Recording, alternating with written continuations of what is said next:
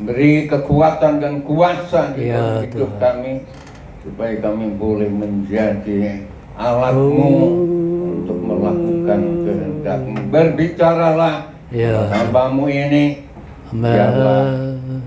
kehidupan kami boleh berubah karena Ya, firman. Di Tuhan. dalam nama Tuhan kami Yesus Kristus, kami Ya. mengucap syukur dan berdoa. Haleluya. Amin. Amin. Terima kasih Pak Pendeta Udiono. Saya mengucapkan terima kasih kepada Bapak Gus Agung yang telah hadir untuk memberikan penguatan bagaimana Tuhan memanggil beliau untuk menjadi pengikut Kristus. Next saya percaya akan memberi kesaksian lagi ya. Terima kasih. Saya juga berterima kasih kepada rekan-rekan hamba Tuhan. Di tengah-tengah kita ada Ketua Bamak dari Gresik dan teman-teman pendeta dari Gresik yang juga hadir dalam ibadah pada siang hari ini. Bapak Ibu Saudara kasih dalam Tuhan, mestinya jadwal ini firman akan disampaikan oleh Bapak Stephen, tapi kemudian beliau ada tugas penting untuk berangkat ke Jakarta. Lalu beliau menyatakan kepada saya, Pak Joni, tolong sampaikan firman Tuhan. Bagi saya, saudara kasih dalam Tuhan, saya bukan kesukaan mau pingin naik di mimbar. Bukan senang.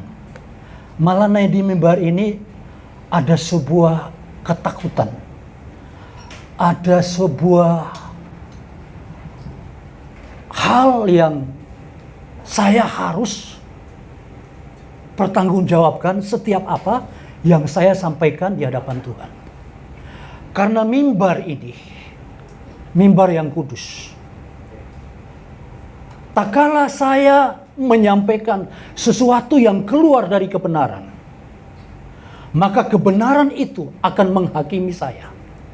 Dan saya akan mempertanggungjawabkan di hadapan Tuhan. Semakin saya mengerti kebenaran, saya semakin takut untuk menyampaikan kebenaran. Semakin saya memahami kebenaran, saya semakin menjadi introspeksi. Apakah saya ini layak menyampaikan kebenaran kepada Bapak Ibu? Karena kita bertanggungjawabkan. Di dalam kitab Matius pasal yang ke-12, ayat 36, ayat 37, coba kita baca bersama. Matius 12, ayat yang ke-36 dan ayat yang ke-37. Kalau ada bisa ditampilkan.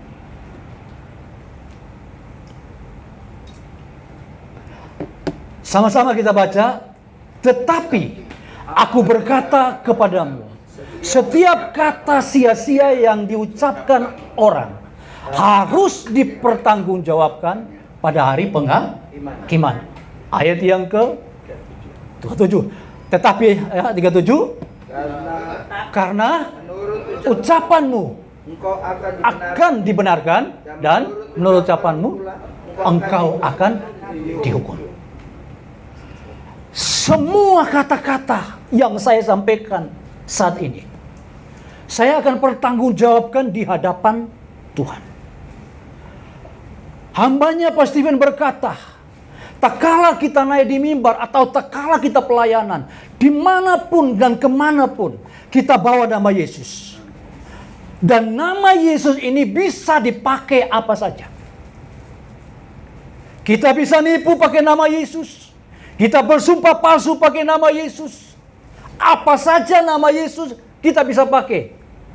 Tapi suatu waktu nama yang kita bawa ini kita pertanggungjawabkan di hadapan Tuhan. Dan ini menjadi satu warning bagi saya. Setelah saya mengerti kebenaran, saya tidak berani pakai nama Yesus. Maaf kalau dulu saya bisa pakai nama Yesus untuk mendapatkan sesuatu. Tapi hari ini saya bertobat, Tuhan, ampuni saya. Karena nama Yesus nama terlalu suci, nama terlalu kudus yang diberikan Bapa kepada Yesus, dan nama ini nama yang harus kita pertanggungjawabkan. Suatu waktu kalau kita kembali kepada Tuhan, kemana nama ini kita bawa? Dan saya berharap kita semua hamba Tuhan, jangan sampai oleh karena apa yang menjadi keinginan-keinginan daging yang ditawarkan oleh iblis kepada kita, lalu kita pakai nama ini untuk melakukan sesuatu di luar dari kehendak Tuhan. Ini sebuah peringatan untuk kita dan untuk saya. Makanya saya bilang sama Pak Stephen, saya ini tidak berani, saya jadi takut, saya sangat hati-hati untuk berdiri di atas mimbar ini. Kalau saya disuruh pilih, lebih baik saya duduk dan mendengar apa yang disampaikan oleh hambanya dari atas mimbar ini.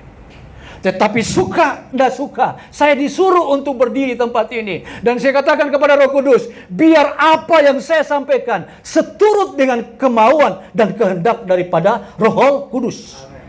Karena kita lihat banyak khotbah, satu ayat dikhotbahkan, tetapi larinya kemana-mana. Kesaksian hidup yang panjang lebar, yang tidak memuliakan, cerita tentang dirinya, cerita tentang anaknya, cerita tentang cucunya, cerita yang dulu-dulu, sehingga habis dalam kesaksian itu. Cerita kebanggaannya, cerita kesombongannya, apa yang dia miliki, saudara dalam Tuhan. Dan kita melihat satu pribadi yang beri contoh bagi kita, hambanya Pak Stephen, tidak pernah keluar dari mulut sesuatu yang apa yang dia miliki. Yang keluar hanyalah Yesus, yang keluar hanya Tuhan, yang keluar dari mulutnya. Saya banyak belajar dari beliau. Hanya Yesus yang dibicarakan, hanya Roh Kudus yang dibicarakan, hanya firman yang dibicarakan. Dan saudara kasih dalam Tuhan, mimbar ini yang kita bicarakan adalah Tuhan. Saya pakai tema ini, saudara kasih dalam Kristus Yesus. Ya, bisa ditampilkan temanya kalau ada. Mengapa Tuhan menjadi manusia? Kenapa? Mengapa Tuhan menjadi manusia? Bapak Ibu, saya ingin menjelaskan kenapa Tuhan ini menjadi manusia. Dan kemanusiaannya Tuhan ini banyak dicari orang, diselidiki orang, dari Kristen sampai non-Kristen, sampai orang-orang bijak dan orang bodoh pun mencari siapa ini sih. Saya sudah sampaikan, kelahiran dinubuatkan, kemudian pelayanan dinubuatkan, kematian dinubuatkan, kemudian surat kehidupan, kenaikan, kebangkitan dinubuatkan semua. Ini membuat dunia tercengang, siapa sih pribadi orang ini? Kok begitu ditulis dan sangat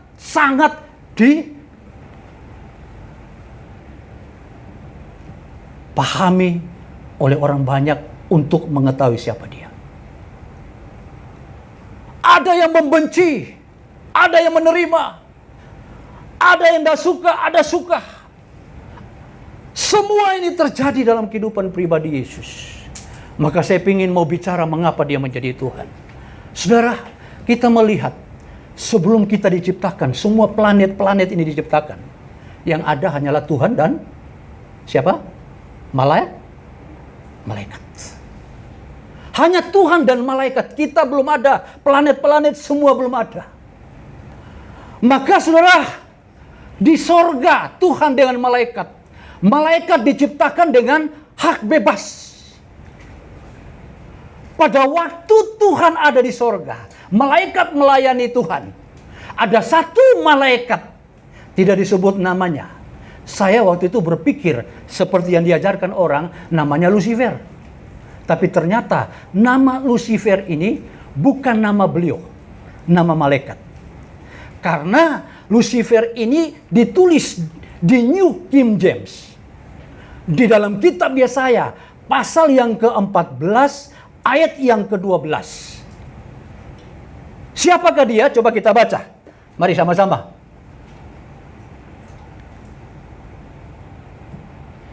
Yesaya pasal yang ke-14, 12.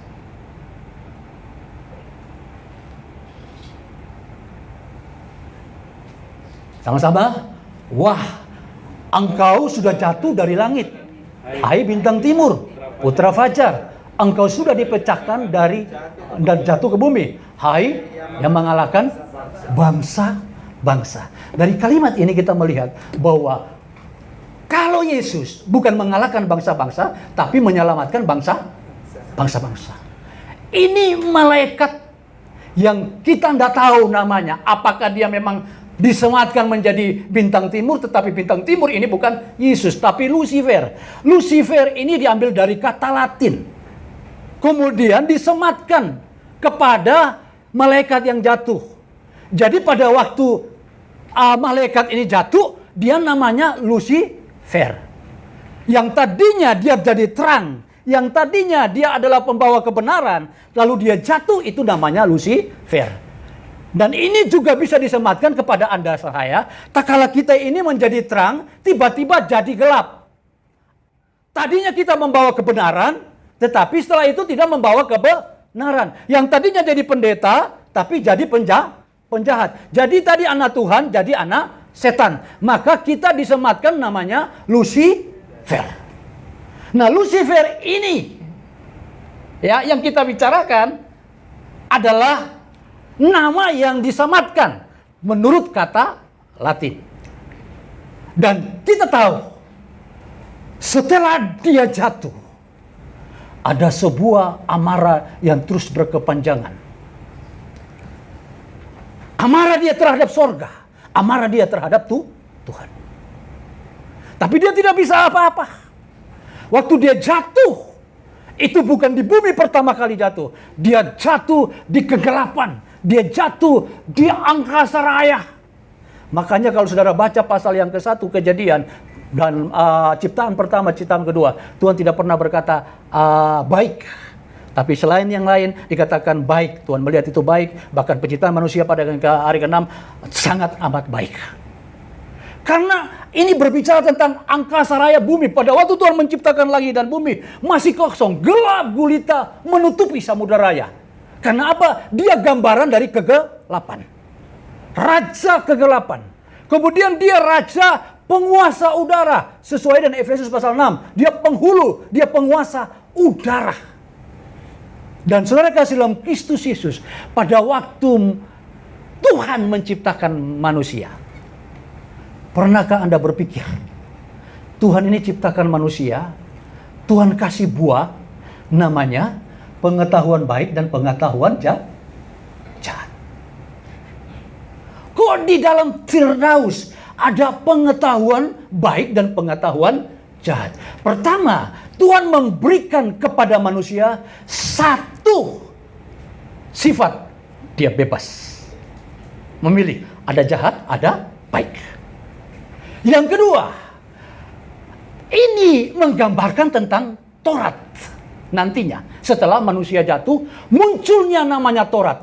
Taurat ini ada dua yang disampaikan Tuhan. Ulangan pasal 28. Kalau engkau sungguh-sungguh mendengarkan firman-Ku dan melakukannya dengan setia, semua peraturan ketetapan, maka Tuhan akan memberkati engkau. Ayat 15, jikalau engkau tidak sungguh-sungguh melakukan segala ketetapan peraturan, maka semua kutuk ini akan datang dan mengejar engkau. Tuhan sudah bilang, jangan jama itu. Tapi manusia menjama. Karena manusia punya hak bebas, sama seperti malaikat. Pada waktu penciptaan itulah iblis masuk. Masuknya lewat mana? Seperti ular. Ada 3 cara iblis ini menyamar untuk menghancurkan manusia. 1, lewat ular. 2, lewat wanita. Dikatakan wanita pelacur. Di dalam Amsal pasal yang kedua, ayat yang ke-12. Kenapa dia bicara tentang wanita? Karena saudara kasih dalam Kristus Yesus, kita pernah melihat apa yang ditunjukkan Pak Kom. Semua kenikmatan duniawi ada di sini. Dan wanita ini yang digambarkan di sana, dia tadinya sama-sama. Coba kita lihat, kita baca dulu. Ya, sebelum kita melanjutkan firman kepada Tuhan menjadi manusia, saya ingin bawa kita untuk memahami dulu tentang peristiwa-peristiwa yang terjadi sampai Tuhan menjadi manusia. Ya, kita baca Amsal pasal 2 ayat 12, Pak. Amsal pasal 2 ayat 12. Sama-sama, supaya engkau terlepas dari jalanan jahat orang yang mengucapkan tipu muslihat. Terus Ya, dan mereka meninggalkan jalan lurus menempuh jalan yang gelap. Nah, terus yang bersukacita melakukan kejahatan, bersorak-sorak karena tipu muslihat yang jahat. ya. Kemudian kita lompat saja. Kita lompat di ayat yang 16 ya. Kita lompat tadi ayat 16. Supaya engkau terlepas dari perempuan jalang, Ya. dari perempuan yang asing, yang licin perkataannya, Iya. Terus yang meninggalkan teman hidup masa mudanya dan melupakan perjanjian Allahnya. ya, ayat yang berikutnya. Sesungguhnya rumahnya hilang tenggelam ke dalam maut, jalannya menuju ke arwah-arwah. Terus Segala orang yang datang kepadanya tidak balik kembali dan tidak mencapai jalan kehidupan. inilah pribadi daripada wanita ini. Ini bukan wanita sembarangan, tapi wanita ini mempunyai pengaruh yang luar biasa. Kalau sampai ada yang terjebak dengan wanita ini, dia tidak akan pulang, dia tidak akan kembali, tapi dia akan masuk di dalam maut. Ini bicara tentang iblis. Nah, iblis berusaha menyerupai lewat ular, lewat wanita, dan ketiga lewat malaikat terang. Iblis berjuang begitu rupa untuk menjatuhkan manusia. Jadi tak kala kita bicara Alkitab, kita bicara dua pribadi, Tuhan dan iblis. Dan Tuhan mencari kita untuk diselamatkan, agar lewat kehidupan kita bisa membawa kebenaran, memperkenalkan Tuhan di tengah-tengah komunitas, di tengah-tengah dimanapun kita berada.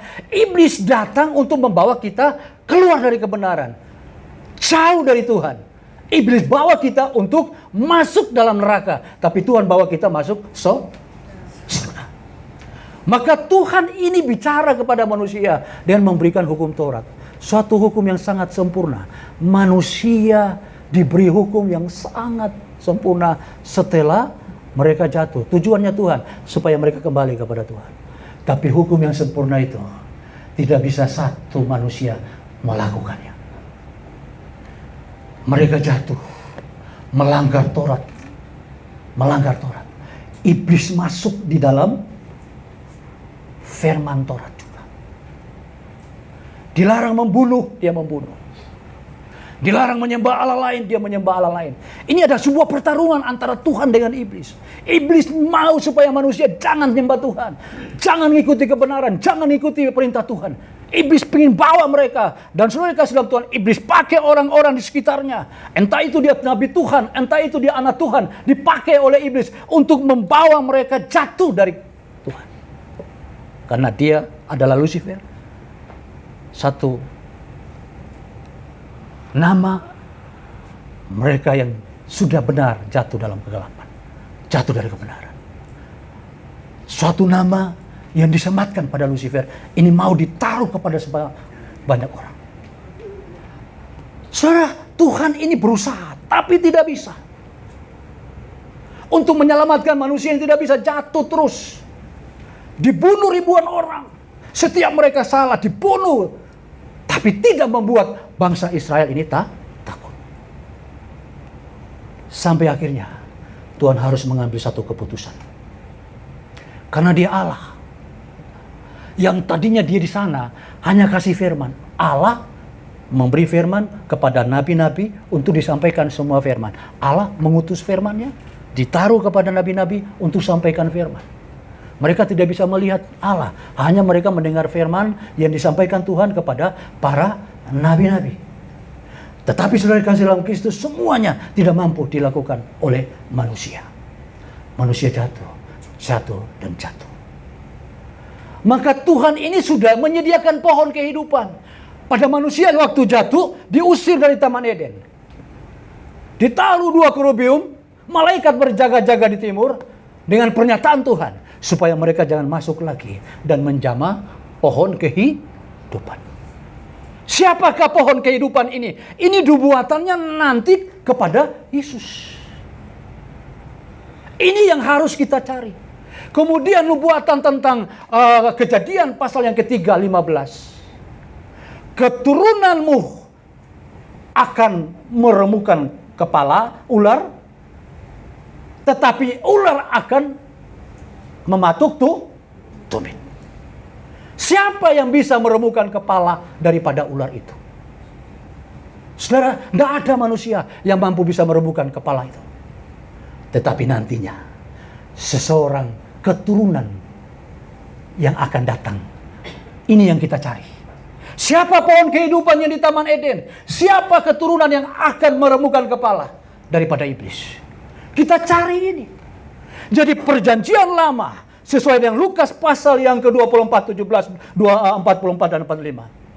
Semua nabi-nabi, kitab Daud, kemudian Mazmur Daud, itu bernubuat tentang Yesus. Kita akan ketemu di sana. Tak kala kita tidak mencari ini, waktu Taurat ini digenapkan, kita kembali ke Taurat.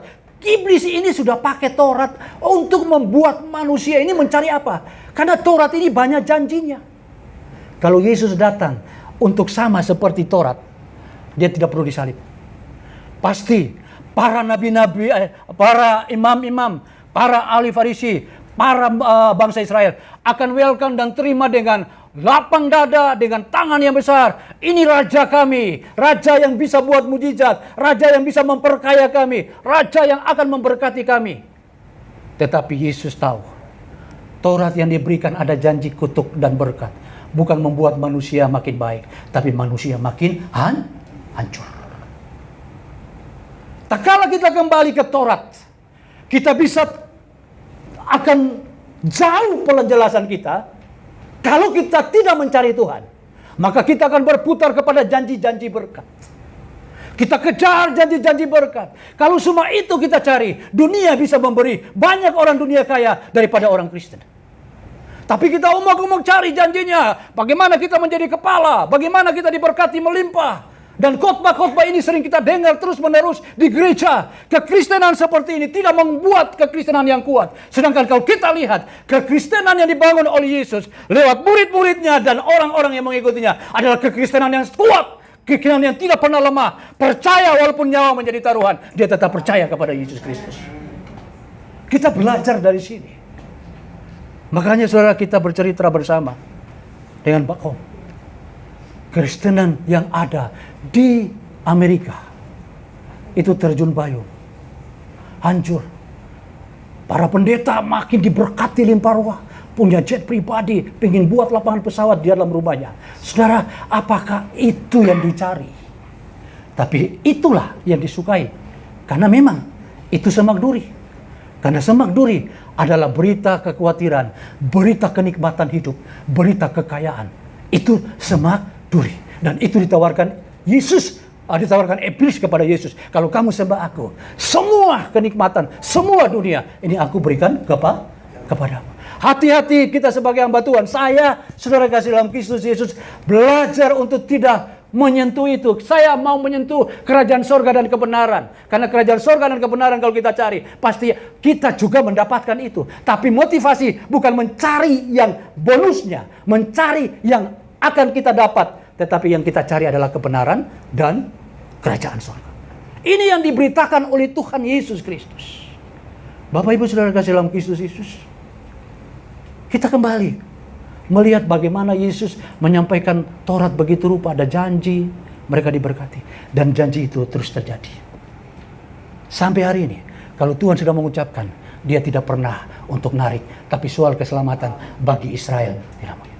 Tetapi apakah Taurat itu membawa bangsa Israel selamat? Belum tentu. Karena sampai hari ini, karena Taurat itulah, mereka menghukum Tuhan. Mereka berkata kepada Pilatus, menurut hukum kami, barang siapa mengaku anak Allah, dia harus dihukum mati. Menurut hukum Taurat, kalau ada yang mengaku Tuhan, ada yang mengaku anak Allah, ada yang menyamakan seperti Tuhan, dia harus dihukum mati. Dan sampai hari ini, Taurat tetap ada. Makanya dia tidak tiadakan Taurat. Itu miliknya orang Israel. Tetapi dia menggenapkan semua hukum Taurat. Agar yang tadinya Taurat hanya untuk Israel, tetapi hukum Kristus untuk seluruh bangsa yang ada di dunia ini. Suka ndak suka, mau ndak mau, Yesus adalah Tuhan. Tadinya dia Allah mengutus firman-Nya kepada hamba-hambanya. Dalam perjanjian baru, dia firman menjadi manusia. Cuma dibolak-balik aja. Dia terdiri dari Bapa, Putra, dan Roh Kudus. Firman itu Bapa, Putra itu Anak, Yesus, dan Roh Kudus. Hanya menggambarkan bagaimana kalau kita ini nantinya sudah ditulis di dalam kitab nabi-nabi, bahwa kita ini akan disebut anak, dan kita ini akan berseru Bapa. Siapa yang melakukan ini? Kan ini firman. Maka Yesus yang harus mempraktekkan itu. Dia harus berdiri sebagai Bapa dan berdiri sebagai anak. Sekarang umak-umak orang-orang, pendeta-pendeta mulai mengatakan bahwa ada dua pribadi. Ada senior, ada junior. Ada yang paling tinggi, ada yang paling rendah. Bapa dengan anak berbeda. Padahal Bapa tadi adalah firman. Allah itu menyampaikan firman-Nya kepada para nabi-nabi. Sekarang firman-Nya itu diturunkan lewat anaknya, menyerupai manusia. Jangan terkecoh dengan hukum inkarnasi. Ada orang berkata Yesus menginkarnasi dirinya menjadi manusia. Inkarnasi itu tanpa kelahiran, saudara. Bim salah bim, mati jadi kecoa. Jadi monyet. Inkarnasi itu. Ada kepercayaan itu. Ini Yesus ini harus lahir sebagai manusia. Karena gambarnya dia ada di manusia. Allah menciptakan manusia segambar dengan dia. Masa Allah mau jadi monyet? Allah harus turun sesuai dengan gambar dirinya sendiri. Dan juga dia harus menggenapi nubuatan Yesaya pasal 7 tentang kelahirannya. Ini nubuatan yang kita lihat. Jadi kita bicara tentang dia. Apakah kita bicara tentang pribadi Yesus? Kita tidak diberkati. Hari ini Anda sehat. Hari ini Anda makan. Hari ini tetap saudara bisa beraktivitas. Apakah bukan Tuhan pelihara kita? Amen. Tuhan pelihara kita. Sampai hari ini. Tapi jangan sampai kita terkecoh. Cari ini. Iblis suka Taurat yang sudah digenapkan. Dan Tuhan sudah tidak mau berhubungan dengan Taurat. Tapi iblis pakai Taurat. Karena lewat Taurat dia punya pengalaman. Banyak orang yang jatuh gara-gara Taurat. Hati-hati. Tak kala kita bicara tentang Taurat. Hukum dari 666. 10 hukum ini sudah ditaruh di hati kita. Tetapi pas hukum 10 hukum ini. Itu kemudian berkembang. KUHP-nya menjadi 666. Kita sudah baca ini. Ternyata itu 666. Bukan 613 menurut kata para orang Yahudi. Tapi 666. Bilangan manusia. Dan iblis suka dengan ini. Dia pakai ini sekarang. Taurat menjadi sebuah keributan sekarang. Setelah dia tidak puas diribut di dalam Taurat. Kenapa? Umak-umaknya di sana. Kalau kita bicara Taurat, saya percaya hamba Tuhan sudah tahu semua di sini. Sudah tahu apa isi Tauratnya. Tetapi kita umak-umak di situ. Kita terus ulang-ulang di situ. Sehingga kita lupa berita yang harus kita sebarkan. Bahwa kita harus bertobat. Itu berita Tuhan Yesus dalam pelayanan. Yang kedua, kita harus menyiapkan diri. Karena Tuhan Yesus akan datang yang kedua kali. Untuk menjemput Anda dan saya. Itu yang harus kita sampaikan. Sudah siapkah kita untuk masuk surga? Berita ini. Tuhan tidak mau lagi dengan janji-janji Taurat. Karena manusia tidak berubah. Manusia justru jatuh. Dengan dua hukum. Berkat dan kutuk. Berkat dan kutuk. Berkat dan kutuk. Dan saudara, tak kala orang umak-umak di Taurat, biasanya diambil yang bagus. Mestinya kalau seandainya ambil semua. Karena Alkitab katakan, satu kamu lakukan, semua harus dilakukan. Tidak bisa kita pilih-pilih, semua kita lakukan. Sama seperti bangsa Israel, dilakukan semua. Saudara, kalaupun kita ambil itu, cuma kita ini tidak perlu bicara itu sudah. Kita mau bicara tentang yang perjanjian lama. Siapakah yang kita cari di dalam perjanjian lama? Nubuatan-nubuatan tentang yang akan datang. Bayangkan dia sudah bernubuat ada pohon kehidupan yang akan meremukkan kepala. Kemudian dilangsungkan oleh nabi-nabi, keturunanmu, bukan dimaksudkan keturunan-keturunanmu kepada Abraham.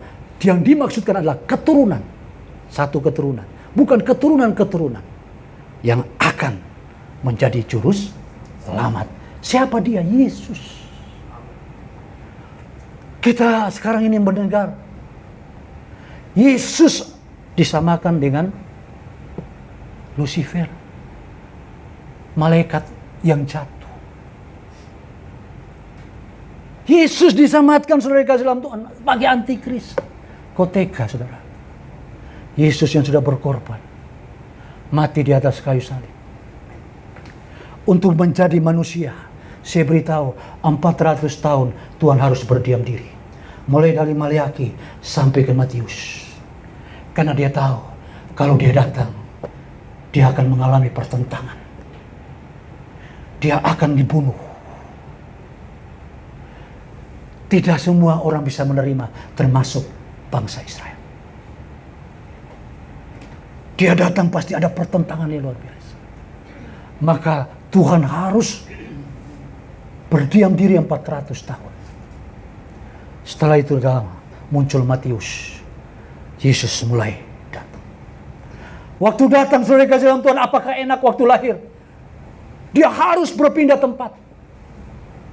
Karena orang Majus datang mencari menyembah. Lalu Herodes tahu. Herodes marah. Lalu Herodes panggil para ahli-ahli Taurat pada waktu itu.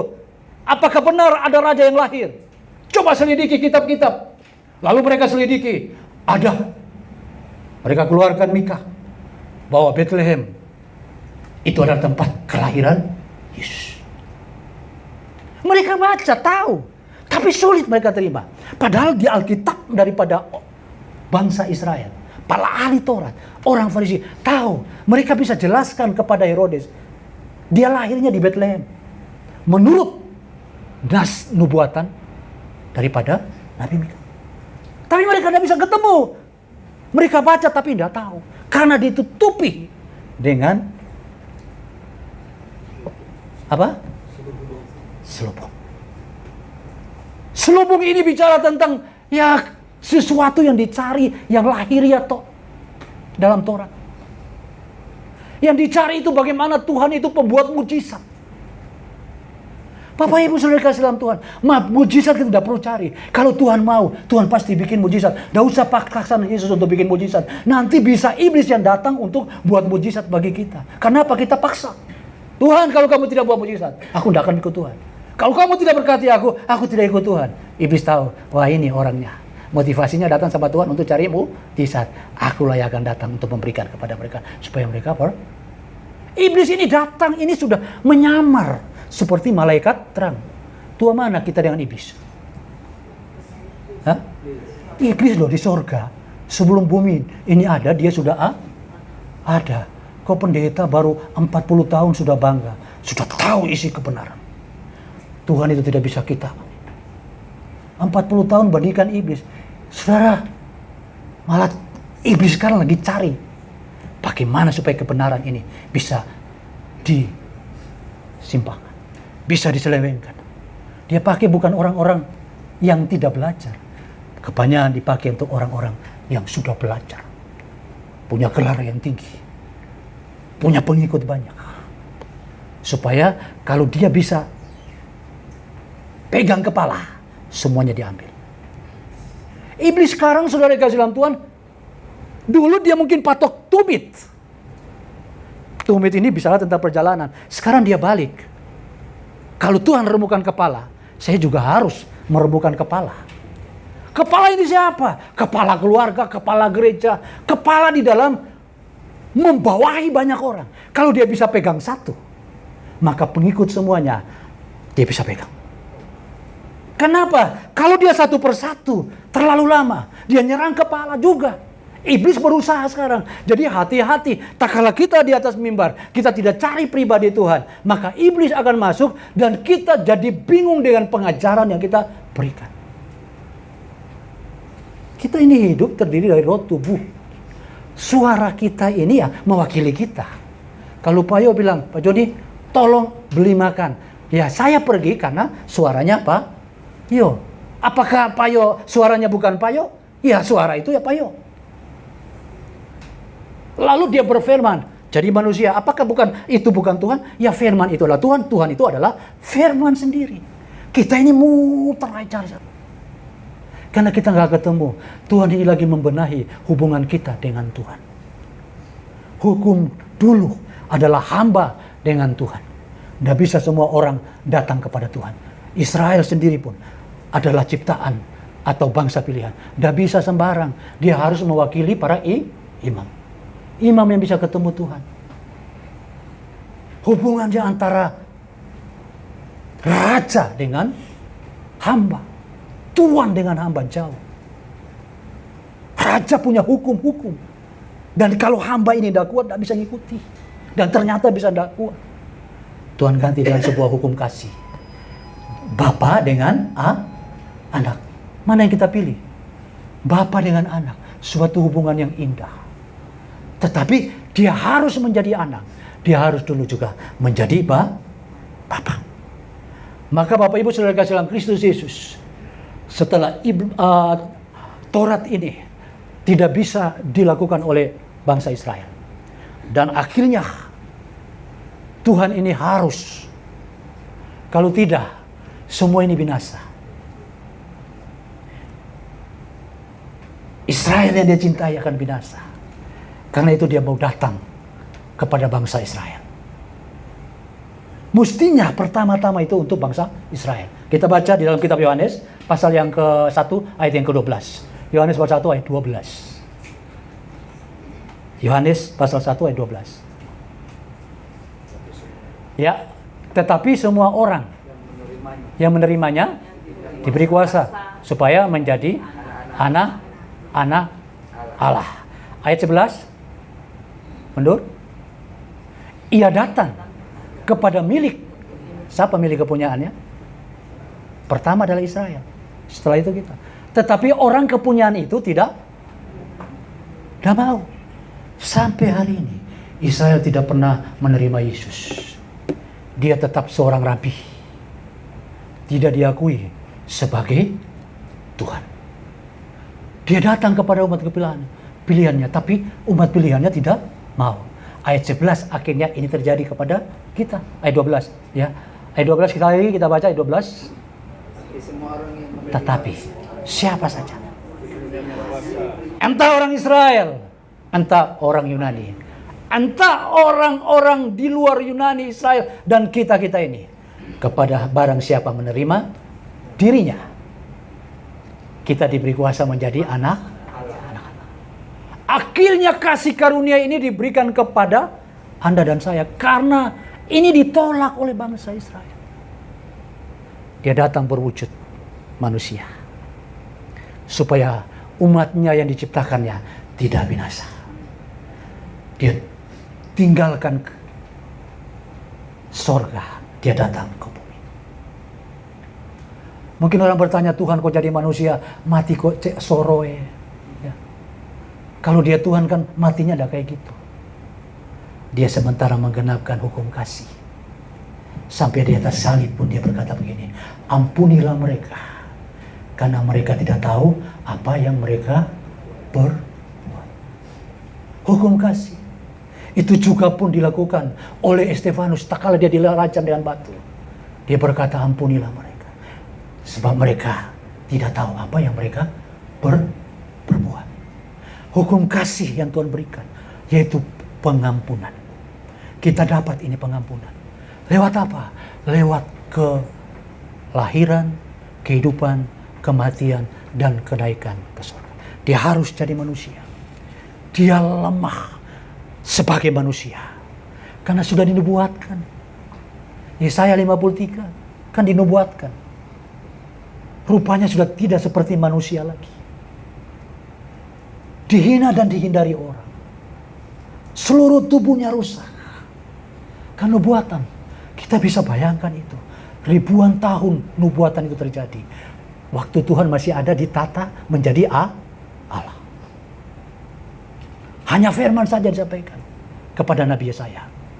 Ini Pak, coba kita baca dulu. Yesaya 53. Dan itu digenapkan lewat peristiwa penyaliban. Yesaya 53.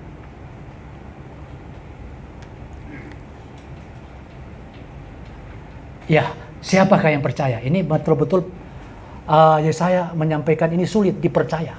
Ya, siapakah yang percaya kepada berita yang kami dengar? Dan kepada siapakah tangan kekuasaan Tuhan akan dinyatakan? Betapa sulitnya. Memang itu terjadi. Bangsa Israel tidak percaya. Tuhan mau menyatakan kuasa untuk menyelamatkan, tidak percaya. Sulit banget. Nah, terus ayat yang kedua. Kita lompat. Sebagai taruk ia tumbuh di hadapan Tuhan, dan sebagai tunas dari tanah kering. Ia tidak tampan, semaraknya pun tidak, sehingga kita pun memandang dia. Rupa pun tidak, sehingga kita tidak menginginkan. Terus manusia menolak dia. Tidak mungkin Tuhan ini seperti ini. Gitu. Penderitaan tidak mungkin seperti ini. Ayat terus, ya. Ayat yang ia dihina. Ya. Dihindari orang.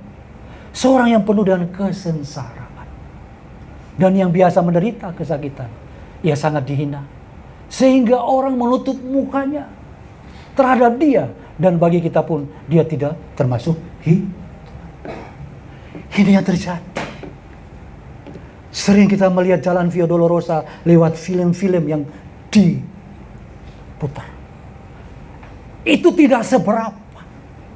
Tetapi nubuatan ini ribuan tahun sebelumnya, ya saya sudah bernubuat, akan ada Tuhan yang harus melewati kehidupan seperti itu. Semuanya untuk siapa? Semuanya untuk Anda dan saya. Lalu kita mulai mempertanyakan ketuhanannya dia. Kealahan dia, kita ragukan dia. Padahal itu sudah dinubuatkan. Ada teman saya bertanya, kenapa dia mesti disalib? Kan harusnya dia dicambuk, atau dirajam, atau dibunuh. Secara hukum Taurat. Itu pun sudah dinubuatkan oleh Mazmur Daud. Kenapa dia mati di zamannya Kekaisaran Romawi yang menjajah orang Israel? Karena diikuti nubuatannya. Saya lihat luar biasa. Tuhan ini kematiannya untuk penyalipannya itu harus pakai hukumnya, hukum Romawi.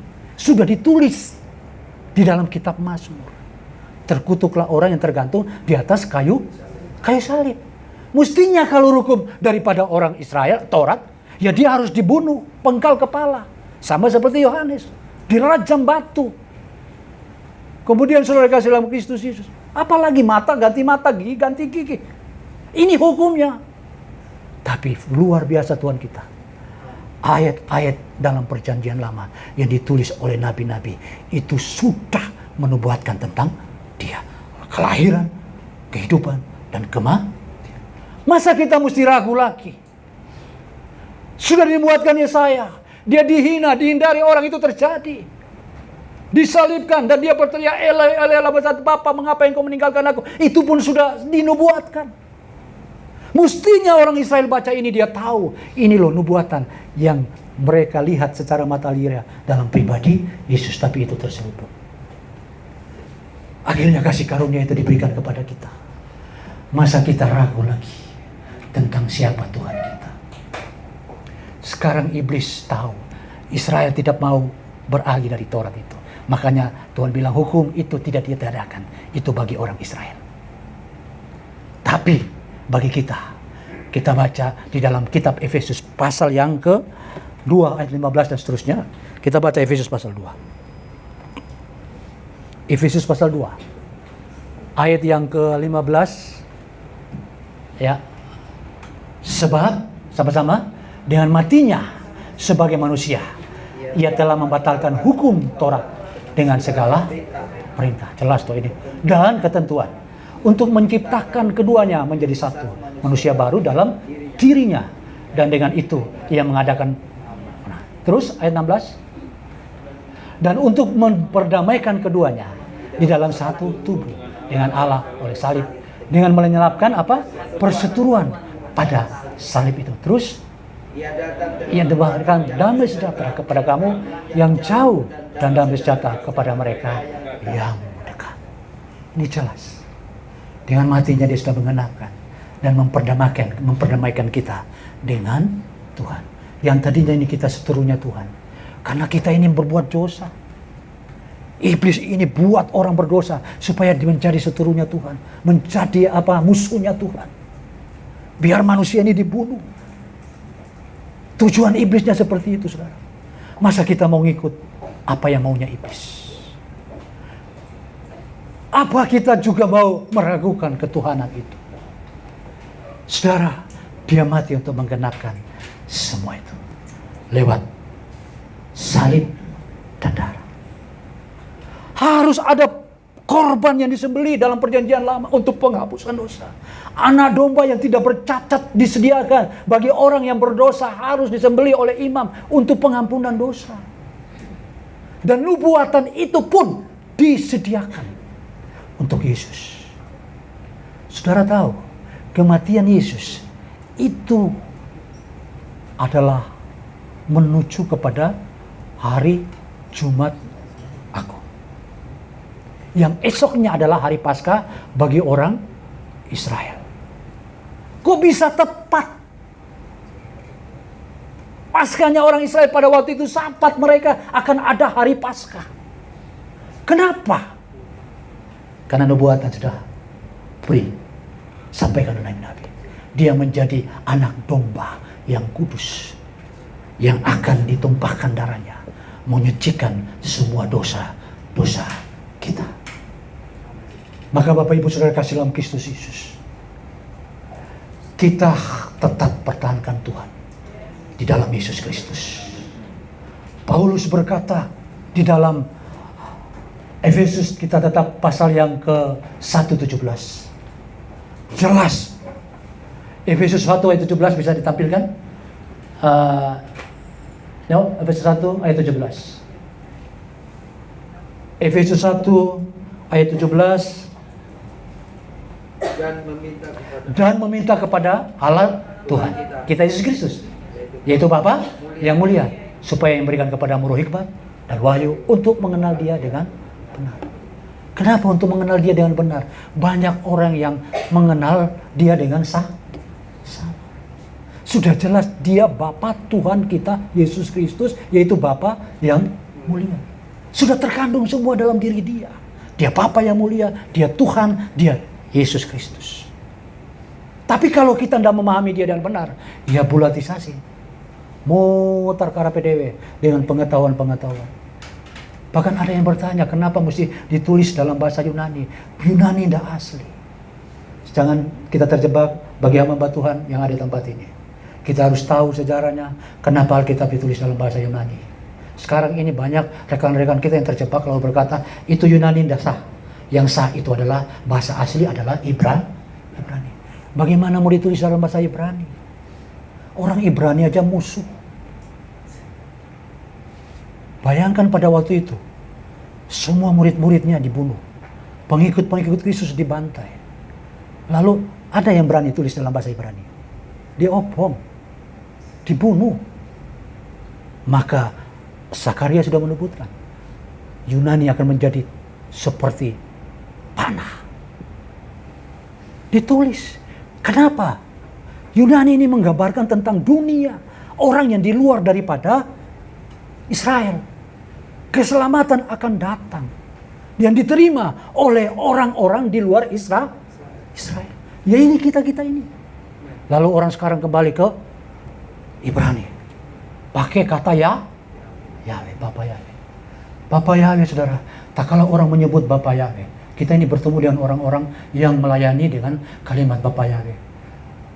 Wow, waktu kita nyanyi Bapa Yahweh, pemimpinnya itu mukanya langsung nyanyi Yesus Kristus. Itu pemimpin mukanya langsung merah. Marah. Dia marah. Kenapa? Karena mereka harus mengatakan Bapa Yahweh. Saya bilang sama teman-teman, jangan-jangan saya curiga ini Bapa Yahweh ini adalah penggenapan Yohanes 8 ayat 44 ini. Ada dua Bapa, ada Bapa yang benar, ada Bapa pembohong. Kan setelah diselidiki, ternyata kata Yahweh ini itu di tahun 955 ada seorang hamba Tuhan di Jerman yang membuat kalimat ini untuk menyederhanakan kata YHWH. Itu dari dirinya sendiri. Yang manusia buatnya sendiri. Orang Israel sekarang bukan mempercayai Yahweh. Mereka mempercayai Elohim, Adonai.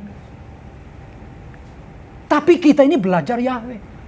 Sedangkan kita tidak tahu sejarahnya Yahweh dari mana. Tapi kita akui Bapa Yahweh, Allah Yahweh, Tuhan Yesus Yahweh. Akhirnya bulat. Iblis ini masuk dengan pengajaran juga.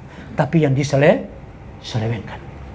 Nah ini yang kita bawa. Tak kala kita khotbah tentang mujizat, kita khotbah tentang ini, orang-orang Kristen akan tergelincir.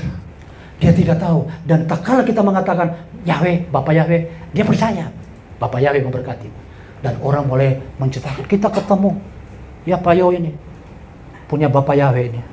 Karena ketemu ini dengan Pak berdua ini. Ketemu rangkul-rangkulan dengan Bapa Yahweh. Itu dia tidak mau.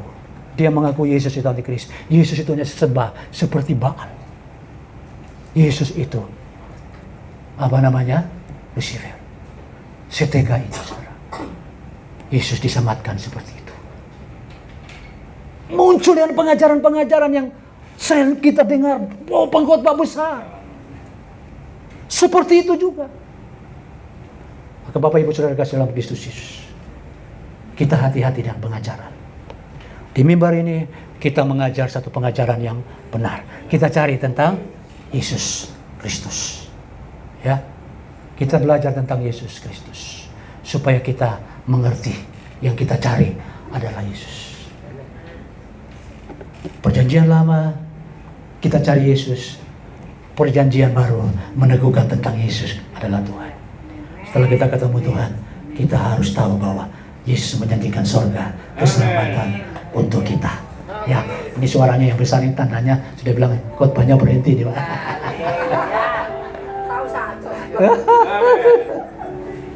Ya, punya bisa dimatikan dulu, kita melihat sebuah film dulu. Setelah itu kita masuk dalam perjamuan kudus. Ya, boleh dimatikan dulu. Di depan mana ya? Ya, boleh. Kita lihat dulu ini. Setelah itu kita akan masuk dalam perjamuan kudus.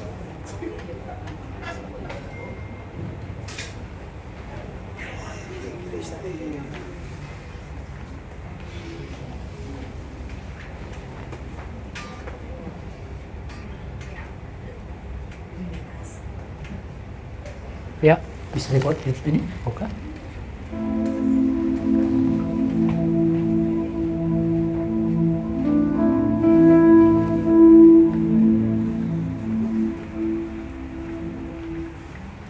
Yang tadi, ya.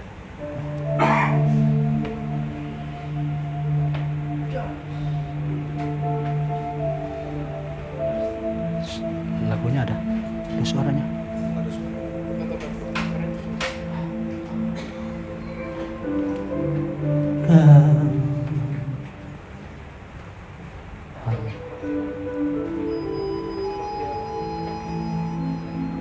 Mari yang sudah tahu mungkin bisa nyanyi sama-sama. Aku dicela,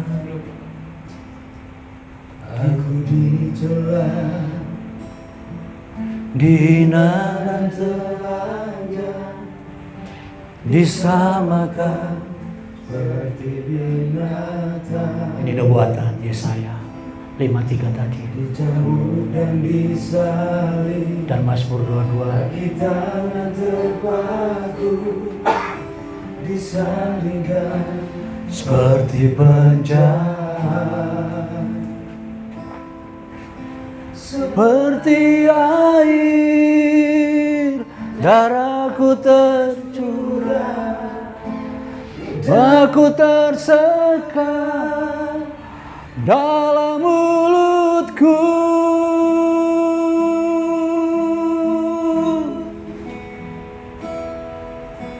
Eli, Eli, lama sabachthani.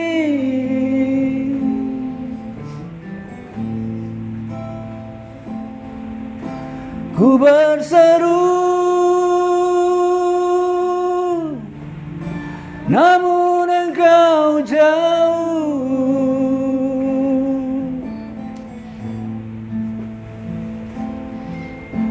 Eli,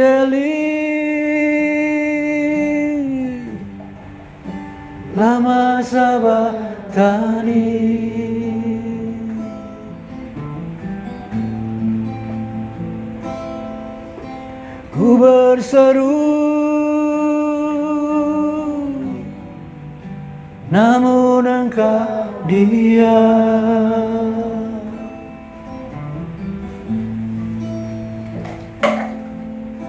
Di atas salib ku ampuni mereka.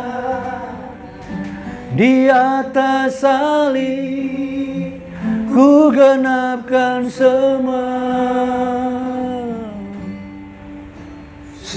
sudah selesai.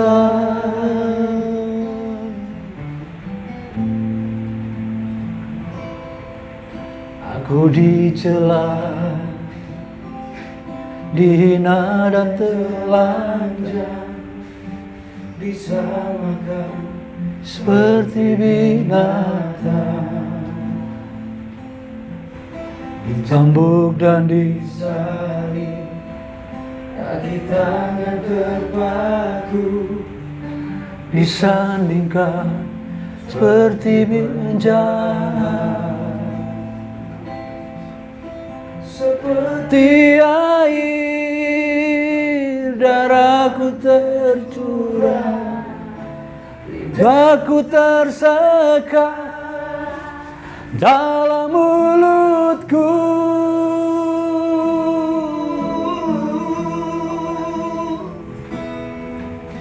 Eli, Eli,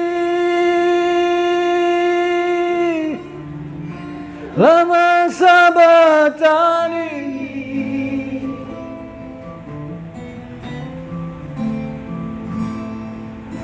Ku berseru,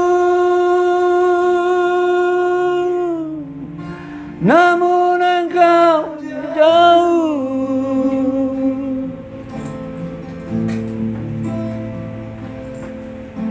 Eli, Eli, lama sabachthani.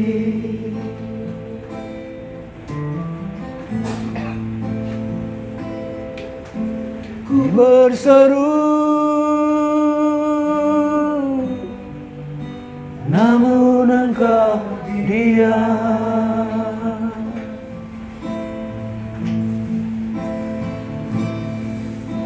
Di atas salib ku ampuni mereka. Di atas salib ku genapkan semua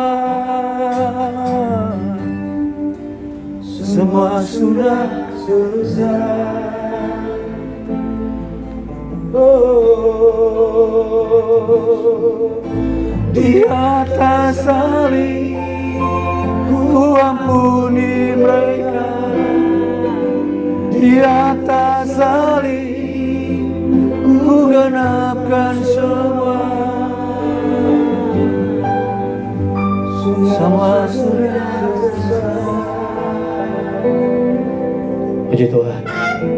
Siapa pelayan Tuhan, kita berdoa untuk perjamuan.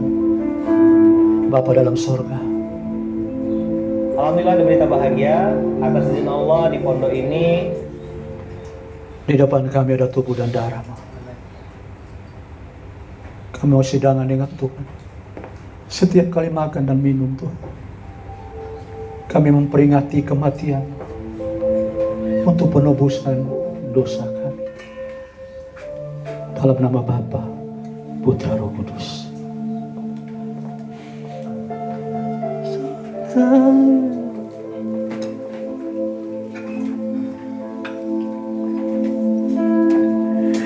Ku berseru, namun Engkau jauh.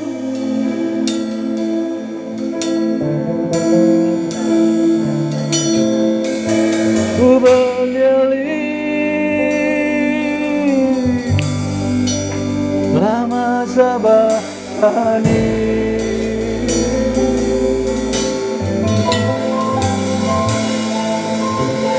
Ku berseru, ya namun Engkau diam.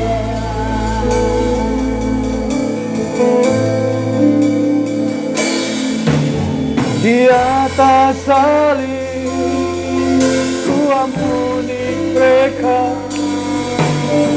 di atas salib ku genapkan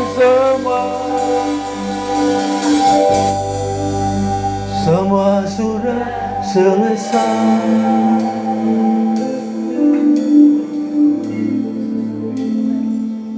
Bapak Ibu yang sudah pegang perjamuan kudus, sudah kita bangkit berdiri menghormati tubuh. Yesus berteriak Eli Eli lama sabachthani, bukan karena dia takut dan dia sendiri.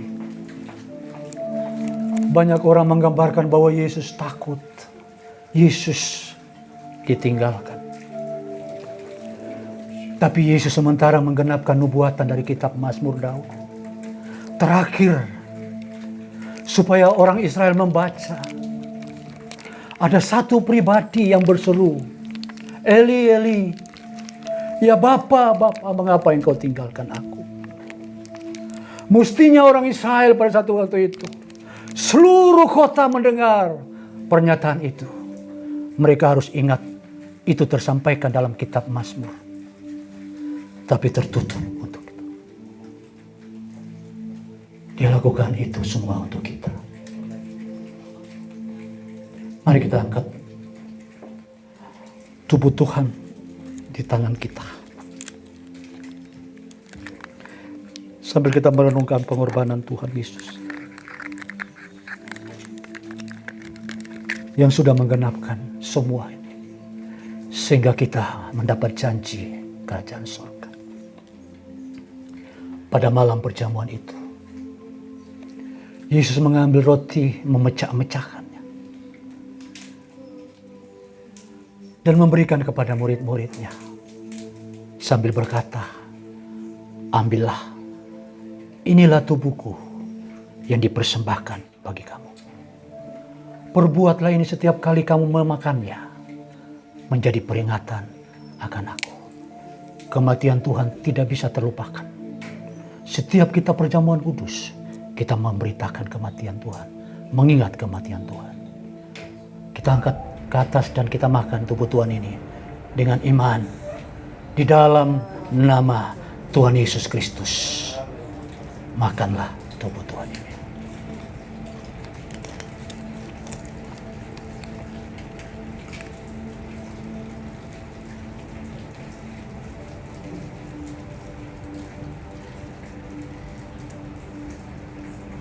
Kita angkat cawan kita ke atas. Thank you Jesus. Dengar firman Tuhan. Setelah dimakan, Yesus mengambil cawan itu, mengucap syukur dan memberikan kepada murid-muridnya, sambil berkata, cawan ini adalah cawan perjanjian baru.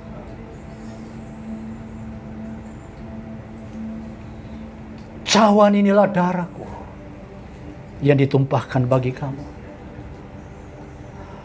Perbuatlah ini setiap kali kamu meminumnya, menjadi peringatan akan aku.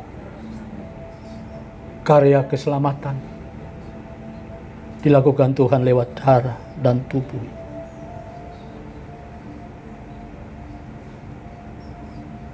Thank you Jesus. Thank you. Saat kita minum ini, kita bersekutu dalam kematian, kebangkitan, dan kehidupan daripada Kristus. Sehingga hidup kita bukan kita lagi, tapi Kristus yang ada dalam diri kita. Kita telah ditebus dan harganya telah lunas dibayar oleh darah Yesus. Mari kita minum darah Tuhan ini dalam nama Tuhan Yesus Kristus.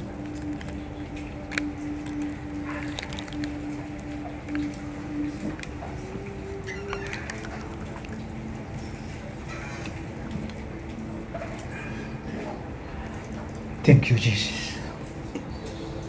Thank you. Mari bersyukur untuk Yesus berkata, barang siapa ikut aku, dia harus sangkal diri dan pikul salib. Suka dan suka, kita harus nyangkal diri, pikul salib, bahkan harus tersalibkan. Supaya daging kita mati. Dan kita boleh berkata seperti Paulus berkata, hidupku bukan aku lagi tapi Kristus dalamku. Haleluya. Oh.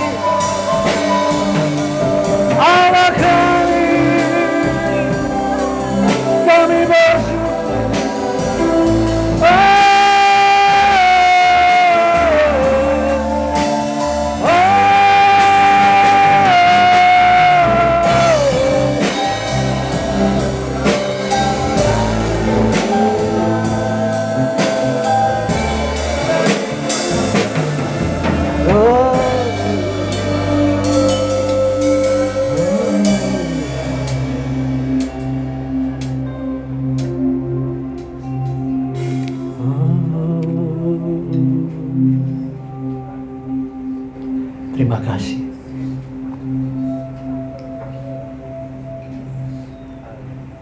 Hari ini kami bersyukur Tuhan. Kami boleh mendengar sedikit dari kebenaran. Hamba-Mu Tuhan terbatas untuk menyampaikan. Tapi Tuhan Roh Kudus tidak pernah terbatas untuk memberikan hikmat, pengertian yang benar tentang pribadi, sehingga kami punya iman yang kokoh, tidak tergoyahkan dengan pengajaran-pengajaran yang datang dari setan yang menyerupai malaikat terang, siapapun mereka Tuhan. Karena kami tahu bahwa satu-satunya Tuhan dan Juru Selamat kami yang telah ditulis dalam kitab Nabi-Nabi, Mazmur Daud dan Taurat Musa adalah pribadi-Mu Yesus. Kami tidak akan goyah.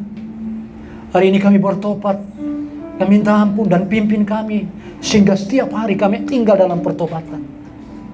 Kami tinggal dalam kebenaran. Kami tinggal sesuai dengan kehendak-Mu. Sampai Engkau datang kali yang kedua, Engkau menjumpai kami. Kami tetap taat mengikut Engkau. Bapa,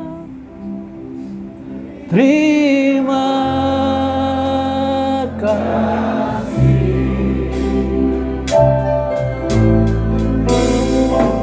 Bapa,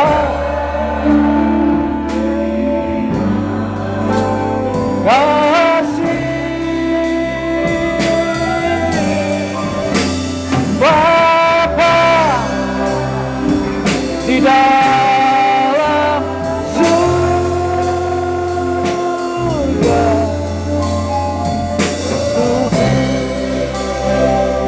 terima kasih.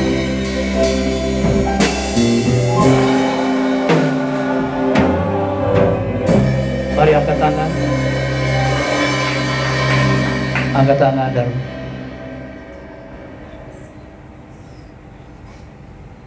damai sejahtera dan sukacita daripada Roh Kudus yang menuntun kita kepada kebenaran dan pertobatan. Mulai hari ini sampai Tuhan Yesus datang kali yang kedua. Dan percayalah, firman-Nya berkata, cari dahulu kerajaan Allah dan kebenarannya, maka semuanya akan ditambahkan kepadamu. Di dalam nama Bapa, Putra dan Roh Kudus, dalam nama Tuhan Yesus Kristus, damai sukacita dan berkat dari Tuhan turun atas kehidupan kita semua.